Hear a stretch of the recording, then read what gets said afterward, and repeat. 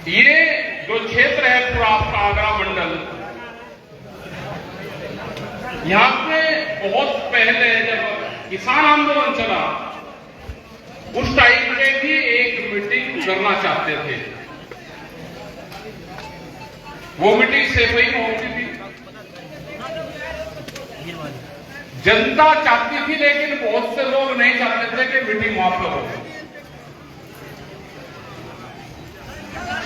लेकिन यहां पर फिर दोबारा उसी क्षेत्र में मीटिंग हुई। यहां के लोग भी त्रस्त हैं, क्योंकि ये इस तरह की बेल्ट है पूरी, ये आलू की बेल्ट है, यहां मक्का पैदा होती है, यहां बाजरी पैदा होती है, जो फसलें हैं, वेजिटेबल्स है, सब्जियां हैं, वो पैदा होती है। दिक्कत क्या है कि पॉलिटिकल वाली वारस तो आपका है, नॉन पॉलिटिकल वाली वारस आपका है नहीं। जब सत्ता रहेगी तो आपकी बात होगी, जब सत्ता नहीं रहेगी तो आपकी बात नहीं होगी। इस क्षेत्र में एक आंदोलन चाह रहा है, मतलब यहां का दर्जी ने बताया कि अधिकारी बार बार कह रहे कि परमिशन लो। ये 4 जगह बदली गई, यहां इतनी दूर बदलने की जरूरत नहीं थी। भाई पुलिस थाना सबसे बढ़िया जगह होती है, सुरक्षित भी जगह होती है, एक मीटिंग वही कर सकते।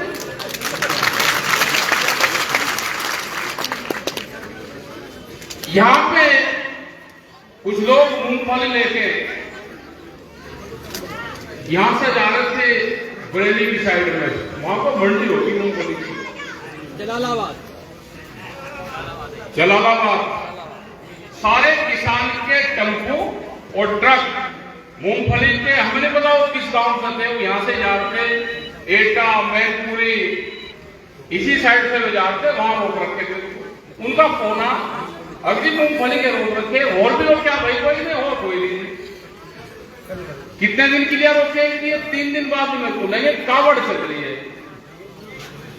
कावड़ यात्राएं चलेगी, दूसरा ट्रैफिक चलेगा, किसान की मूंगफली खराब होगी वो यहां पे नहीं चलेगी, धार्मिक यात्राएं चलेंगी, किसान का नुकसान हो उससे कोई फर्क नहीं पड़ता, हमारी धार्मिक यात्राएं नहीं रुकनी चाहिए, क्योंकि पूरा देश धार्मिक रूप में लगा दिया। अभी भी 4 दिन की घोषणा कर दी, ये तो पूरा देश जा रहा है वहां पर। वही इन्हें अपने घर के धंधे कर रहे हैं भाई, जो से काम पर सरकार लग रही उसी पे याद लगा दो उनको, सब वृंदावन में उसको लगा दिया सब। एक आपने गुरुद्वारा को बता दिया तो वहां पे भी चल गया, गुरुद्वारा में भी लंगर भंडार का गुरुद्वारा में चला है। एक लंगर भंडारा मथुरा का उसका नहीं चला, एक नहीं चला कहीं भी। अपने गांव के भी मंदिर देख लो, बीजेपी वाले सारे मंदिर कब जाएंगे, सारे ट्रस्ट बनवा रहे उनके, अपने गांव के जो मंदिर हैं उनके ट्रस्ट बनवा लो अपने। बीजेपी और आरएसएस वाले सारे मंदिरों पे कब्जा करेंगे। अपने गांव के मंदिर बचाओ, कर अपनी फसल बचाओ, अपनी नस्ल बचाओ, अपने काम करो, काम। रोजगार पर कोई ध्यान नहीं है। 4 साल के नौकरियां होंगी, 4 साल की। हमने बुझा दिया पॉलिटिकल आदमी भी 4 साल की अग्निवीर बन जाए, पॉलिटिकल अग्निवीर बन जाए, एक नई वो शुरू हो जाए ना, वे बढ़ेगी नहीं है। बुढ़ापे में भी 70 साल तक और 75 साल तक जब तक नहीं बनने के, जब तक वे पॉलिटिकल रहेंगे, वे अग्निवीर नहीं बनने के। लेकिन हमारा नौजवान अग्निवीर बनेगा, क्योंकि रोड वो दिखाना ना डाटा कि हमने इतने लोगों को रोजगार दिया। अपने काम पर लोगों, ये जमीन बचानी है तो आंदोलन करना होगा। और जिस आदमी ने भी अपनी जमीन बेची हो, तुम्हारा उस जमीन को नहीं खरीद सकता। जो क्लॉज था, जो 2013 का एक्ट था, उस एक्ट को संशोधन कर दिया इन्होंने। जब भूमि अधिग्रहण एक्ट बना, सुमित्रा महाजन बीजेपी की स्टैंडिंग कमेटी की चेयरमैन थी, वो सारे पार्टियों के लोगों ने भूमि अधिग्रहण बनवाया था। लेकिन कैबिनेट की सरकार आया, उसी अधिनियम में जो भूमि एक्ट था उसी में संशोधन करा, आज उसका मॉडल एक्ट बना दिया और मॉडल एक्ट की पूरी पावर डीसी को दी, डीएम को। आज भूमि अधिग्रहण की पूरी पावर डीएम के पास में है। आपको केसीसी देंगे लेकिन आपको फसल का दाम नहीं देंगे। आपकी जमीन महंगी हो सकती है लेकिन आपकी फसल की कीमत नहीं मिलेगी। उनका टारगेट है कि आने वाले 2047 में जब देश की आजादी का 100वां साल मनाएंगे, उस टाइम तक इस देश की 70% किसान की जमीन बड़े व्यापारियों के पास में चली जाएगी। एक आंदोलन और करना पड़ेगा। ये व्यापारी भी, अधिकारी भी ध्यान से सुन लें। बड़े बड़े व्यापारी आपके खेत की जमीन खरीदते हैं सड़क के बराबर में, जमीन का बेनामा करवाएंगे कृषि में, और जब बेनामा हो जाएगा तो उसमें दीवार खड़ी करते हैं, फिर उसको कॉमर्शियल करते हैं। अगर शहर में कोई दुकान बनाता है तो 3 फीट जगह सड़क में छोड़ता है, सड़क के अंदर, लेकिन खेत में नहीं छोड़ते। बराबर की भी जमीन में दीवार खड़ी करेंगे और उनको यह है कि पीछे की जमीन हमको सस्ती मिलेगी। ये टारगेट चला, या अभियान चलाना पड़ेगा, या तो ये सरकार उसमें कानून बना दे, संशोधन कर दे, नहीं तो ये दीवारें तोड़नी पड़ेगी। खेत में तो उसमें खेती कर लो, अगर दीवार करेंगे तो दीवार तोड़ने का काम करेंगे। उसमें 3 फीट जगह छोड़ दो, पिछले वाले खेत को सस्ती जमीन ये देंगे नहीं। बहुत बड़ा षड्यंत्र आपके साथ में रचा जा रहा है। इस षड्यंत्र से बचना है। फसलों का दाम नहीं मिलेंगे, स्वामीनाथन कमेटी की रिपोर्ट आई, उसको लागू नहीं करेंगे। A2+SL वो लागू करेंगे, A2+ जो 50 था उसको लागू नहीं करेंगे और बताएंगे कि हमने स्वामीनाथन कमेटी की रिपोर्ट को लागू कर दिया। MSP गारंटी कानून इसलिए नहीं करेंगे कि यहां पे मक्का की खेती होती है, यहां पे 1400 से 1600 रुपए की मक्का बिकती है, वो 2100 और 2200 रुपए का रेट देना पड़ेगा अगर MSP गारंटी कानून देश में लागू होगा। अकेले बिहार प्रदेश में करीब 5000 करोड़ रुपए मक्का के किसान को नुकसान होता है, उसका डाटा निकालना। वहां से धान की खरीद होती है, वो वहां से 800 से 1200 रुपए में बिहार और पूर्वांचल से खरीद होगी और वो आपके जिलों में MSP पे बिकता है। वो यहाँ के किसान को भी नुकसान करता है, वहां के किसान को भी नुकसान करता है। सब व्यापारी, बड़े अधिकारी, नेता और उद्योगपति इसी धंधे में लग रहे कि फसलों के लूट कैसे होगी, जमीनों को कैसे लूटा जाएगा। आपका ट्रैक्टर, इंजन, पंपिंग सेट यहां पे NCR में 10 साल में है, यहां पे 15 साल है, लेकिन वो भी 10 साल के अंदर ही अंदर आ जाएगा। 15 साल में भी क्या कोई ट्रैक्टर का कुछ बिगड़ जाएगा? कितने लोग हैं कि 15 साल में अपना ट्रैक्टर को दूसरा खरीद लेंगे? लेकिन ये कानून है कि देश के बड़े उद्योगपतियों को, जो ट्रैक्टर कंपनियां हैं, जो गाड़ियां कंपनियां हैं, उनको फायदा कैसे देगी? ये सरकार उद्योगपतियों की सरकार है, किसान और मजदूर की सरकार नहीं है। आपने देखा होगा कि फिरोजाबाद आपके बराबर में एक चूड़ियों का उद्योग, यहाँ पे कांच उद्योग है। अगर आप उसके सर्कुलर में देखोगे तो 8 से 10 किलोमीटर के लोग वहां पे पढ़ाई खत्म होगी, वहां पे रोजगार खत्म हो गए, क्योंकि जो भी बच्चा पैदा होता है वो जाके कारखाने में काम करता है। ये छोटे छोटे उद्योग आपके यहाँ पे लगेंगे और रोजगार को खत्म करेंगे, पढ़ाई को खत्म करेंगे, बच्चे पढ़ ही नहीं सकते। आप इन चीजों को ध्यान रखें। आंदोलन का रास्ता ही एक देश में बचा है। पॉलिटिकल पार्टी, जो खासकर के विपक्ष के लोग हैं, अगर विपक्ष के लोग आंदोलन नहीं करेंगे, अपनी आवाज नहीं उठाएंगे, तो देश में तानाशाहों का जन्म होगा। विपक्ष आवाज नहीं उठाता, डरा होगा विपक्ष देश में तानाशाहों को जन्म देगा। आपको ही ये आवाज उठानी पड़ेगी, क्योंकि आपने देखा होगा जो पॉलिटिकल सिस्टम में हुआ की बार, ये जो सरकारें हैं, जो भारत सरकार है, जो सरकार है, किसी सिस्टम को नहीं मानती, देश के संविधान को नहीं मानती, ये देश के कानून को नहीं मानती, ये इलेक्शन कमीशन को नहीं मानती, ये सब चीजों का उल्लंघन करती है। आपने देखा कि हारे हुए कैंडिडेट को जीत का सर्टिफिकेट यहां पर दे दे। पूरा मीडिया सिस्टम बिगड़ चुका है, क्योंकि जो मीडिया है, बड़े मीडिया हाउस हैं, वे सब बड़े बड़े लोगों ने खरीद ली। वे डरते हैं, वे छुप छुप कर बड़ी बात करते हैं, लेकिन आज बोलने की ताकत नहीं। कैमरा और कलम पे बंदूक का पहरा जिस देश में होगा, उस देश में आने वाले टाइम पे आतंकवाद जन्म लेगा। जिन किसानों की जमीन नहीं छीनेगी, वे क्या बनेंगे? अपनी जमीन बचाने के लिए वे आंदोलनकारी बनेंगे। यहां का नहीं क्या प्लान है? कश्मीर में हमके वहां पर सेब पैदा होता है, जो हमारे यहां पर आता है पूरा सेब कश्मीर, हिमाचल और अपने उत्तराखंड से आता है। पिछले साल करीब 2000 करोड़ रुपए का नुकसान कश्मीर के किसानों को किया भारत सरकार ने, क्योंकि वो मुस्लिम लोग हैं, वहां पे खेती करते हैं, पूरा व्यापार उनका नीचे है सेब का। उनके 18 दिन तक, 18 से 22 दिन तक उनके भरे हुए सेब के ट्रक वहां पे खड़े करोड़ा के बॉर्डर के ऊपर वे सेब गले। आपने देखा होगा कि पिछले साल जब सेब आपने खाए, वे अंदर से काले निकलते थे, गले हुए निकलते थे, वो वही खेत थी। इधर से अगर फरूक जाता था कोई भी, 6000 करोड़ रुपए का व्यापार हमारा इधर से श्रीनगर में है ऊपर, उसके ट्रक नहीं रुकेंगे, क्योंकि यहां का माल है। अगर कश्मीर से सेब आएगा तो उसको रोकते हैं। वह वैली जो कश्मीर की वैली है, जो घाटी है, जहां पे केसर और सेब और ये उत्पादन होता है, वो हमारी है, हमारे देश की है। उनको नुकसान होगा, वो देश का नुकसान है। अभी जब देश के प्रधानमंत्री जी अमेरिका गए तो वहां पे एक समझौता करके आए हैं।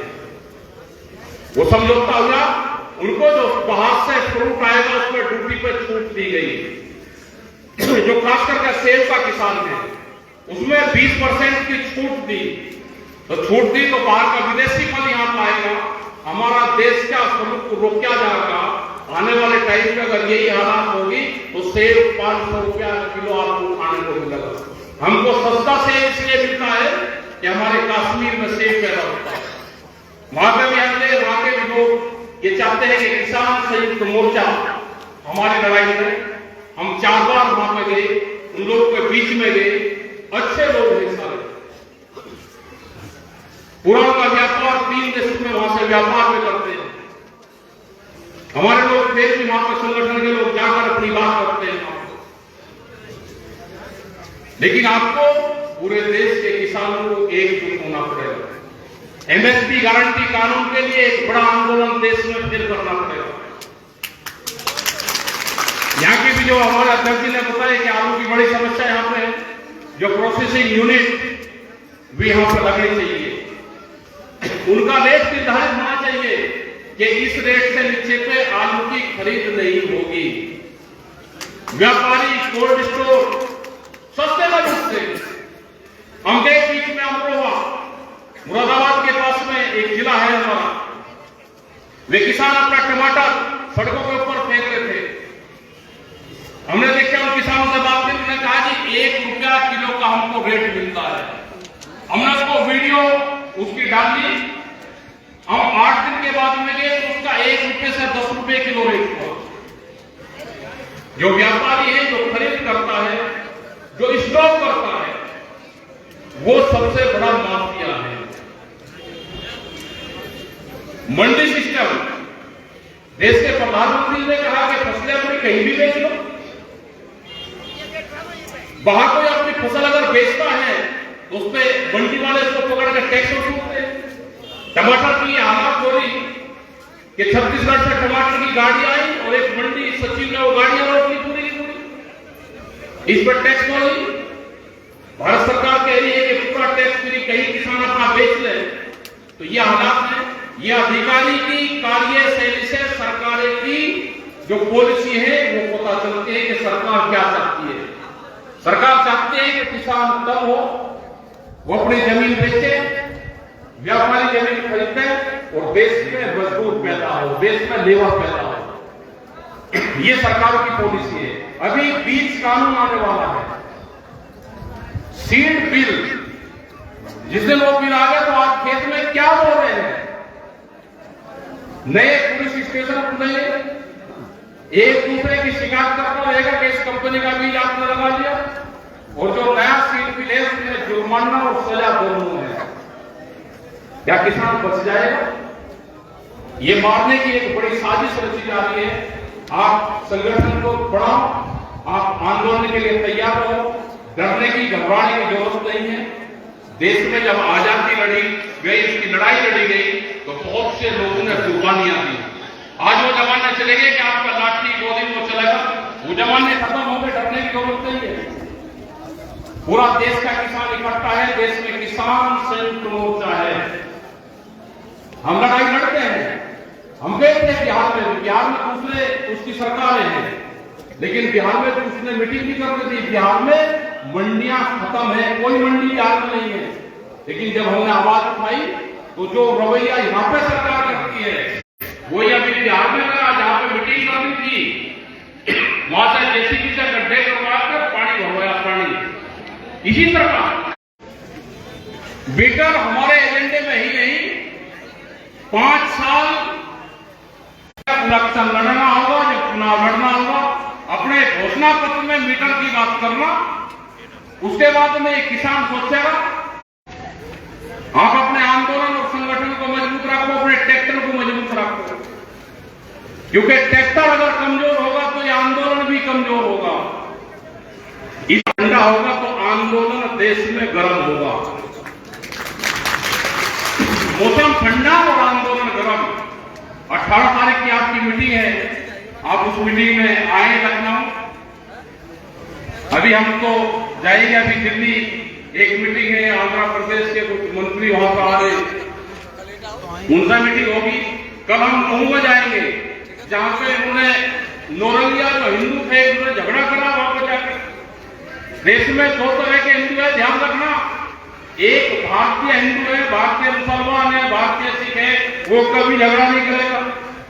एक नए हिंदू की जनरेशन पैदा हुई है, वो है नौरंगिया हिंदू, वो जरूर झगड़ा करेगा, उनसे बच के रहना।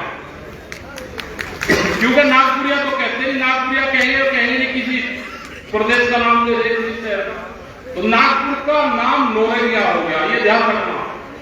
वे भाषा सर्टिफिकेट जो लेकर आते हैं उनसे बच के रहना, आपका कोई कुछ नहीं बिगाड़ सकता। अपने जिसका मंदिर है जिसके गांव में, अपनी गांव की 11 आदमी की कमेटी बना लेना। आरएसएस के लोगों के, बीजेपी के लोगों का आपके मंदिर पे कब्जा करने का प्लान है। अपने मंदिर बचा लो। वे 3 जगह से बचाएंगे, हम अपने गांव के मंदिर बचाएंगे। आपके गांव में भूमिया है, उसकी पूजा कर लो, उस पे जाते नहीं। आप दूसरी जगह लाठी ठारे दे पेलम पे अपने घर का भी कुछ काम दे, अपने घर के मंदिर की साफ सफाई करो, उन पे ध्यान रखो। नहीं तो गए वे भी आपके हाथ से चल जाएंगे। सारी मीटिंग वही करते हैं, अपनी मीटिंग गांव के मंदिर में, गांव के आंगन में करो, उनकी साफ सफाई रखो, उनकी कमेटी बनाओ। क्योंकि जिस चीज से इसकी काट होगी उसी चीज का हमको इस्तेमाल करना पड़ेगा। आगे ध्यान में, ये जिस चीज का, जिस हथियार का इस्तेमाल कर रहे हैं उसी हथियार को हमको भी हथियार करना पड़ेगा। आपका धन्यवाद। आपका जो आदमी गुटखे खा रहे, गुटखे भी बहुत इस्तेमाल करते हैं। एक फार्मूला है भाई, वो सुनते नहीं। जो आदमी गुटखा खा रहा है वो गुटखा छोड़ दो, और खास करके जब मीटिंग में आओ, संगठन की सदस्य ले तो गुटखा छोड़ दो। जितने का गुटखा खा रहे हैं अपने परिवार को भी दे दो उतने ही पैसे जितने परिवार में सदस्य हैं। आपके परिवार में तो पैर में जुत्ती नहीं है, आप गुटखे खा रहे 50-50, 100 रुपए के शराब पी रहे हो। नशा छोड़ दो, पेड़ लगाओ। उस पेड़ को देखते रहना कि मैंने नशा छोड़ दिया, ये पेड़ लगाया। और मैंने नशा छोड़ दिया। पेड़ बड़ा होता रहेगा, आपको भी तरक्की होती रहेगी, इनसे दूर रहो। ये बड़ी बीमारी है, ये सामाजिक इश्यू है, ये भी हमको आगे लेकर चलने पड़ेंगे। पेड़ भी हमको लगाने पड़ेंगे। बच्चों को पेड़ लगाओ। घरों में किसी की डेथ हो जाती है, ऐसा नहीं है कोई सब लोग अमर हो रहे हैं। अगर किसी लेडीज की डेथ होती है तो 15 वर्ष लगा लो, वो माता रूप होती है। अगर किसी जेंट्स की डेथ होती है तो उसकी राखी, उसकी जो फूल है जो नीचे रख दो तो 6000 वर्ष लगा लो। तो हमेशा वो पेड़ अगर जिंदा रहेगा तो हमारे पूर्वज भी जिंदा रहेंगे और हम 15 से 20 साल में जंगल खड़ा कर देंगे पूरा। तो ये अभियान भी आप चलाओ। गंगा जी में क्यों लेकर जा रहे हो भाई? थोड़े थोड़े से 5 पेड़ लगा दो, एक बुजुर्ग होगा तो उसके नीचे रख दो। हमेशा याद रहेंगे गंगा जी में चलाए और बुजुर्ग भी गया, उसकी हड्डी भी गई, उसके भी गए, काम खत्म। पेड़ के नीचे लगा दोगे तो जिंदा रहेगा। जब तक वो पेड़ रहेगा तो पता रहेगा कि इसमें मेरे पापा की, मेरे पिताजी की अस्थियां इसमें है। तो हमारा फिजिकल रिलेशनशिप उससे होगी। तो इन सब चीजों का आप ध्यान रखें। अपने संगठन को बढ़ावें। 10 रुपए की मेंबरशिप है वो जरूर कटवाएं और 10 रुपए देने। ऐसा नहीं है मेंबर दे 10 रुपए। जो आदमी 10 रुपए अपने पास से देगा उसकी संगठनों में आस्था होगी। धन्यवाद। जय हिंद, जय भारत।